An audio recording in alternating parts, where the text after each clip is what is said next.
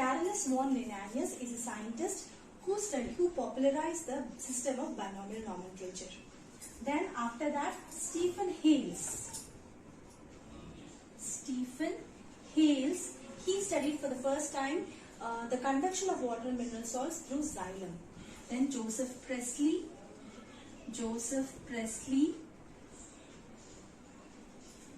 He explained that the toxic gases of the atmosphere are absorbed by the green plants and the green plants release the pure gases.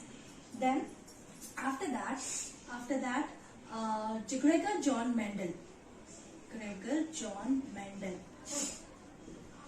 He conducted the hybridization experiments on pea plants and proposed the laws of inheritance. Hence, he is now considered as father of genetics. Because for the first time he explained something about the transmission of characters. Then after that, Haeckel studied the plants in relation with the environment, ecology. Then another scientist called as Haeckel, ecological studies were done. Then A.P.D. Candle, Bentham and Hooker,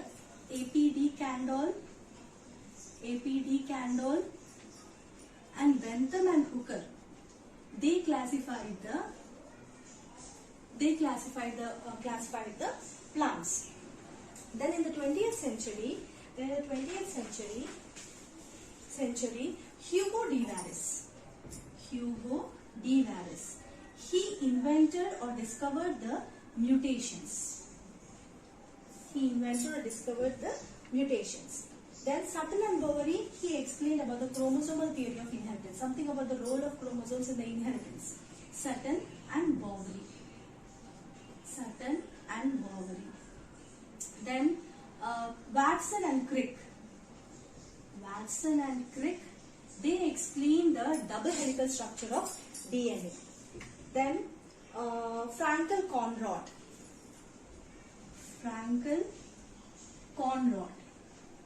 he explained about the genetical nature of the RNA.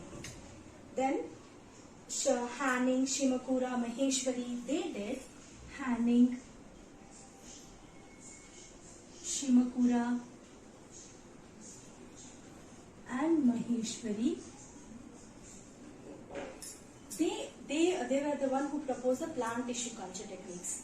Means a part of the tissue or living tissue or a part of the plant tissue is taken and is cultured in the neutral medium to develop into a new plant. So this is about the scope of botany.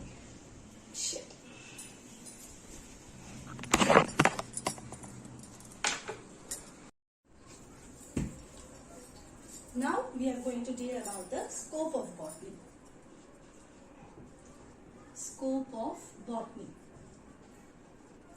Earlier, the population was very less, so the food was also enough. But now the population is increasing a lot. So the food production also must increase. So the food production must be increased in such a way that all the desired varieties are there. So for that one, for the improvement of the plant varieties, we can apply the biotechnological techniques. Principles of biotechnology can be applied onto the plants to produce a new variety, an improved variety, disease-resistant variety, pest-resistant variety. For that one, means we are applying the technology on the life for the improved varieties. We can employ the another branch which is called as genetic engineering.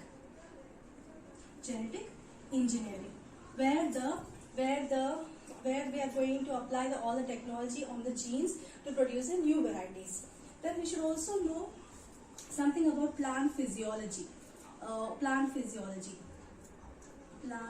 physiology means all the vital activities of the plants are known in such a way we can produce a new variety. Like photosynthesis, respiration, the growth about the plants are known such that the improved varieties of plants are obtained. Then phytopathology. Phytopathology is a study which deals with the cause, symptoms, treatment of all the diseases of the plants such that we can produce the disease-resistant varieties. So we can apply the phytopathology on plants also. Then the plants are important for timber, for fiber, and also medicinal plants like arnica, cinchona, digitalis, then datura. All these are the medicinal plants. Then these plants are also useful for the production of antibiotics like penicillin, streptomycin. They are also useful for the production of fuels. The fossil plants will develop into coal and petroleum. And petroplants are there like Jatropha and Pongamia are the plants which produce the fuel, biofuel. And this particular scope of botany can also be applied to control the environmental issues, to reduce the soil pollution, for the cycling of the nutrients. Then the soil pollution can be done by bioremediation, by application of all microorganisms. Then recycling of the nutrients by saprophytic organisms. Then these plants, like for example chlorella and spirulina, are nothing but the single cell proteins, where they are taken as food in space. Means the astronauts use them as food in space. They are single cell proteins. So this is about the scope of botany. Coming on to branches of botany.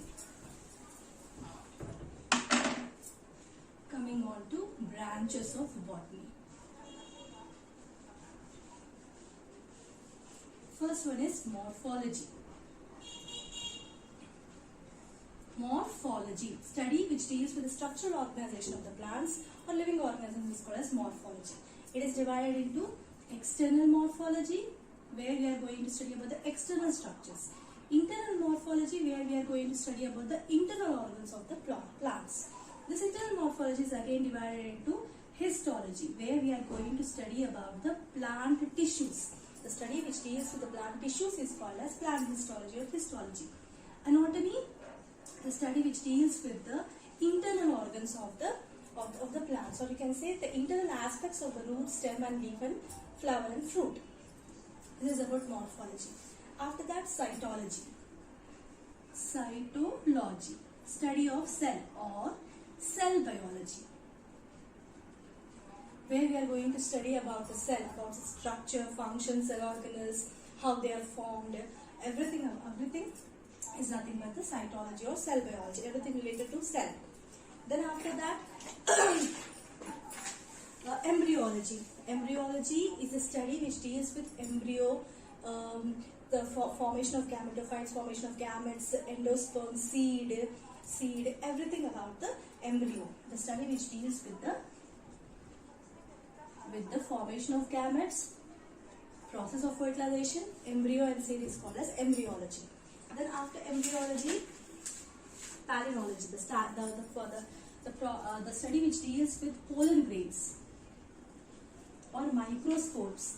Microspores, the study which deals with pollen grains, the structure and function of pollen grains or microspores is called as palynology.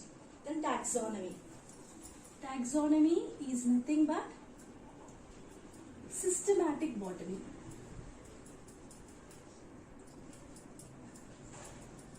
The study which deals with identification, nomenclature and classification of plants is called as plant taxonomy or just taxonomy. Physiology, the study which deals with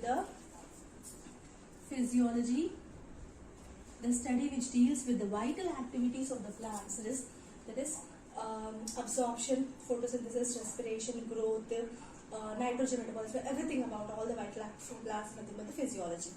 Then plant ecology. Plant ecology means the reciprocal relationship of the plants with that of the environment is called as plant ecology. Or the study which deals with the interdependence of the plants on the environment is called as plant ecology. Then paleobotany. Paleobotany, the study which deals with the fossil plants. Why we have to study about the fossil plants? To know about the course of evolution is paleobotany. Coming on to genetics. Everything which deals with genes is called as genetics. The study which deals with the information related to genes or inheritance of characters, mutations, everything that study is called, everything related to genes, that study is called as genetics. Then phytogeography. Phytogeography. It's nothing but geographical distribution of the plants on the earth, present and past. Okay, all the evolution about the geographical distribution of the plants on earth. Phytogeography. Then plant pathology. Plant pathology.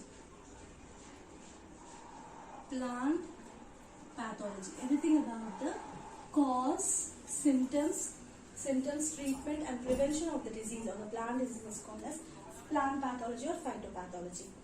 Then phycology, the study which deals about the algae, the study which deals with the, all the aspects of algae, this chlorophyllus autotrophic thallophytes. Phycology. Mycology, the study which deals with fungi. The study which deals with fungi. It is non-chlorophyllus heterotrophic thallophyte. Then lichenology. Lichenology, the study which deals with lichens. Lichens are the group of plants where the algae and fungi live in a symbiotic relationship, mutual understanding. The algal component is called as phycobiont. The fungal component is called as mycobiont in lichens. Then after that, bryology, the study which deals with the bryophytes.